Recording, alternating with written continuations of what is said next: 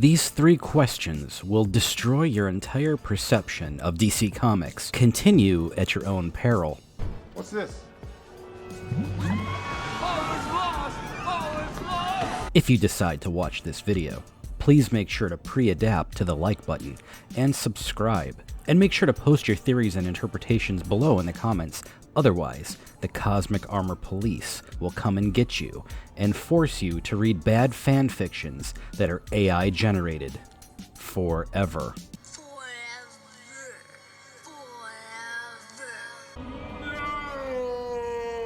Question 1. When does the Perpetual creation arc actually take place in the DCU timeline? The answers may shock you. Interestingly, as far as scaling goes, the Final Crisis series ends with the Fourth World dying, with the cosmic creator deity perishing at the hands of a fallen monitor named Roxogama. Nix Wotan then initiates the start of the Fifth World, which is picked up some years later in the Multiversity series, taking place entirely in the new Fifth World, in which the Cosmic Overseer and Super Judge Nix Wotan, son of Mandrak, dreams the entire future of all stories. Stories that originally infected the Overvoid during the Final Crisis series, ultimately leading to a fight between existence and non-being, story versus non-story, and the lacking text, the flaw, versus the erasure of all data and possibilities, the flaw and infection, personified as the Cosmic Armor, the ultimate consumer and evil Mandrak, the corruption of the Overvoid, sent to investigate and ultimately erase and consume everything not the Overvoid. The ultimate battle of the flaw versus nothingness, ending with the Cosmic Armor ultimately scribing on the tomb of all story, to be continued as the Fourth World ends and the Fifth World begins. In terms of scaling, the entire Fourth World includes the 2015 current era of DC Comics, the Metal series, Death Metal, Justice League 2018, New 52, Future State, Incarnate, and Dark Crisis. All of these comic series taking place somewhere in the Fourth World series that had an ultimate ending in the form of Mandrak. Question 2. Were both Perpetua and the Great Darkness merely potential variant timelines that were erased? The prize of the day that the Great Darkness was not an authentic villain, and one once created by Vandal Savage, who used and corrupted a gold lantern ring, who explains that the Great Darkness was his doing, and that he eventually wiped that entire timeline, which effectively unmakes the entire cosmology of the 4th issue of Incarnate, and the origins of the light and the Great Darkness. This follows a perfect line into what Epoch said about how both the Great Darkness and Perpetua could be revised through time manipulations. Both Epoch and Vandal Savage speak of time manipulation altering the state of the Great Darkness and Perpetua alike. This is more than enough evidence to directly show that these villainous characters are nothing more than revisions of data in the flow of ultimate hypertime. Question 3. Should we listen to Dr. Manhattan and Vandal Savage tell us that the Dark Multiverse was a byproduct of time manipulations of Earth Zero, and that the Great Darkness was never really real? Doomsday Clock was a best-selling comic series that released in 2017 and ran through 2019, forging the groundwork for 2018's Justice League series, written by Scott Snyder. In Doomsday Clock, Manhattan's exploits through the ripples of time had led him to believe that the entire Dark Multiverse is nothing more than a byproduct of someone, somewhere, messing with Earth Zero's timeline.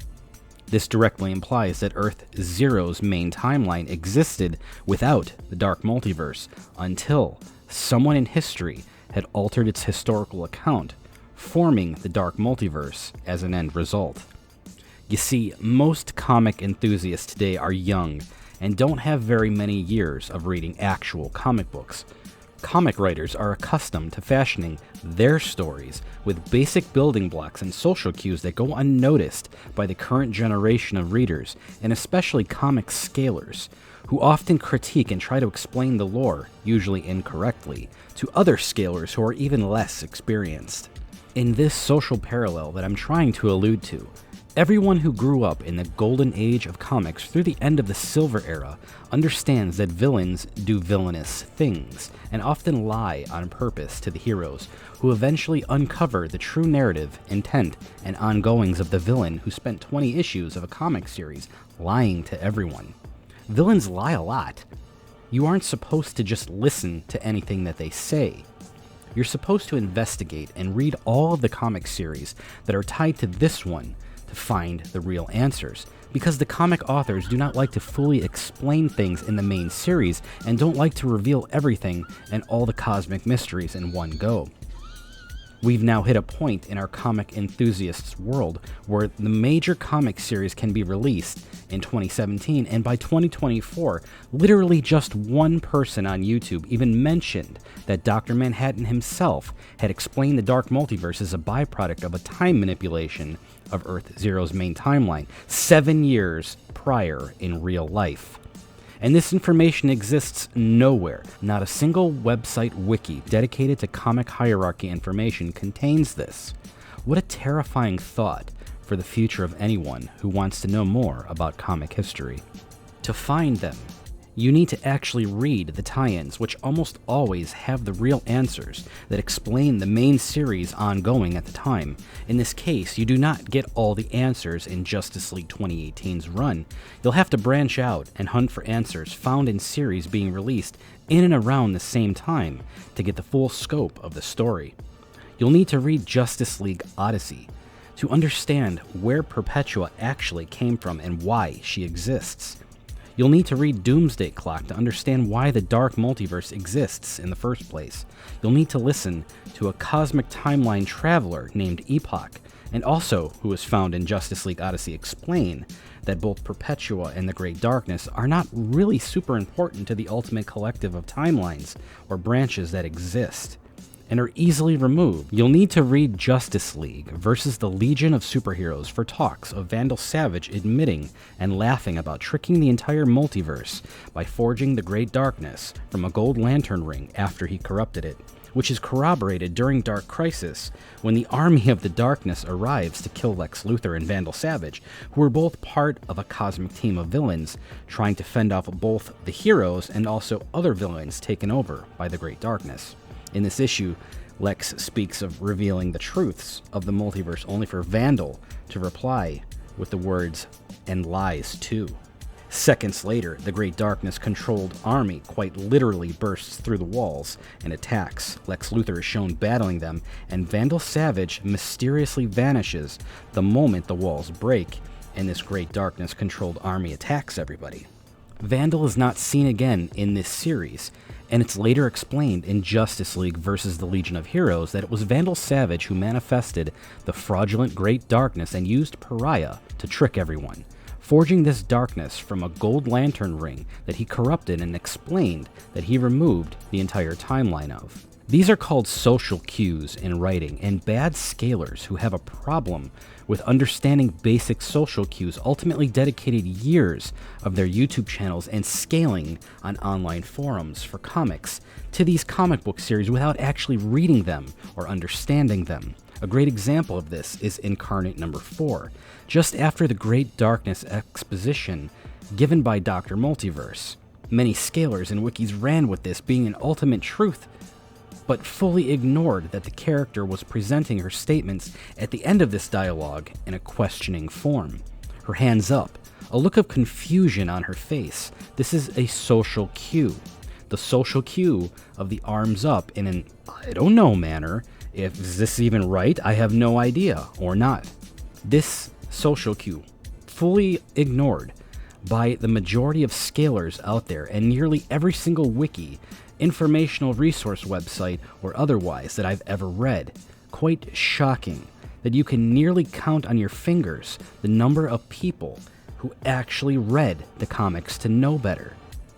That's kind of terrifying that so many people dedicated years of their lives to explaining this, yet did not really investigate any of this in the slightest, and even scarier, that database resource wikis follow suit and have 100,000 strong core members without a single person even showing the panel at the end that questions all of the above.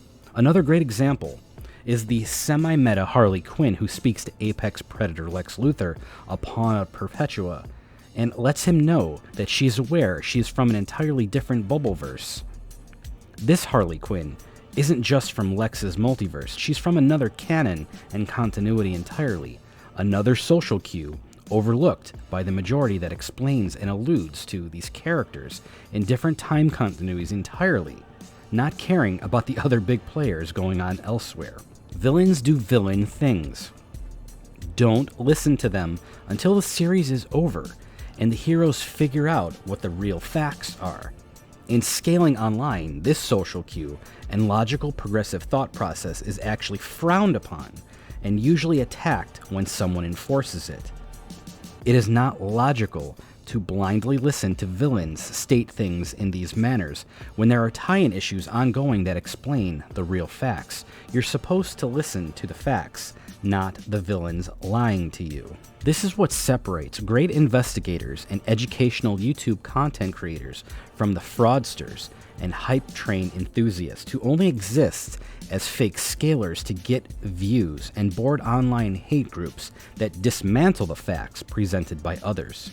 Support the educators who read all of the tie-ins and show you the real truths of the cosmic hierarchy. Usually they're the ones with lots of downvotes and low views, but are often the talk of the entire scaling community, somehow, despite having extremely low views on their content. That tells the tale of who the cosmic tier scalers are, and who the fraudulent, easily revised by timeline manipulation scalers actually are.